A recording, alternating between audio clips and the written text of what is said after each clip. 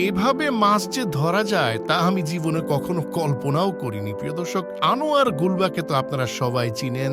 একজন তার্কিশ মানুষ, পেশায় তিনি full time excavator driver, part time fisherman, মানে মাছও ধরেন। শুধু ধরেন বললে ভুল হবে, খুব ভালোভাবে ধরেন। তিনি অবসর সময় সাধারণত তুরস্কের বিভিন্ন বিলে, পাহাড়ি ঝর্ণায়, উজানের পানির স্রোতের আশপাশে হাঁটাহাঁটি করেন।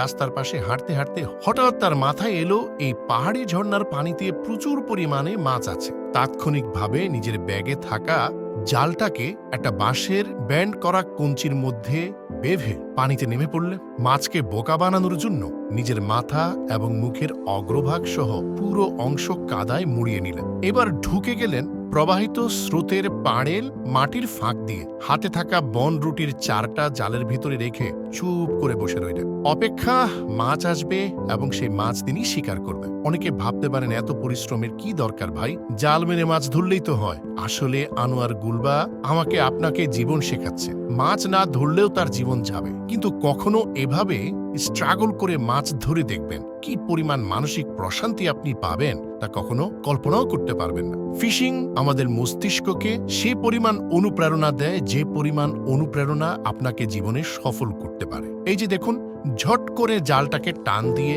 কতগুলো মাছ তিনি একসাথে শিকার করলেন। দীর্ঘ 15 মিনিট মুখের মধ্যে কাদামাটি নিয়ে পানিতে ডুবেছিলেন এই মাছগুলোর জন্য। কথায় বলে না, ধৈর্যের গাছ কাঁটাযুক্ত, কিন্তু এর ফল অত্যন্ত মিষ্টি। দেখুন তরতাজা মাছগুলো কিভাবে লাফাচ্ছে।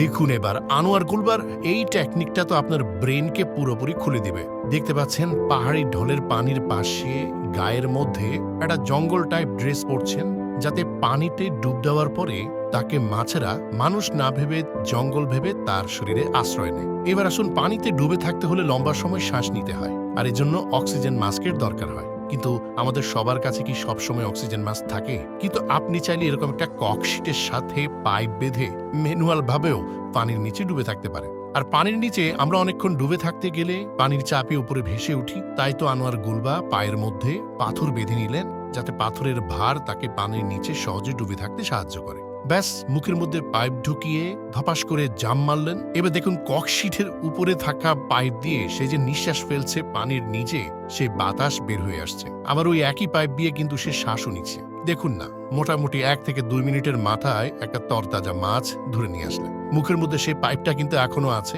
আবারও জাম করলেন, দেখা যাচ্ছে এবারও তিনি শ্বাস ফেলছেন এবং সেই পাইপ দিয়ে বাতাসের সাথে কিছুটা পানির ছিটাও বের হয়ে আসছে। তো এভাবে আধা ঘন্টার মধ্যে বেশ কয়েকটি মাছ আনোয়ার গুলবা ধরে ফেললেন। একটা বিষয় বলি, পানির নিচে হাত দিয়ে মাছ ধরা এটা আপনার আত্মবিশ্বাসকে কয়েক গুণ বাড়িয়ে দেবে। যে ব্যক্তি পানির নিচে হাত দিয়ে মাছ ধরতে পারবে, সে জীবনের যে কোনো মঞ্জিলে বা যে কোনো লক্ষ্যে পৌঁছাতে পারবে।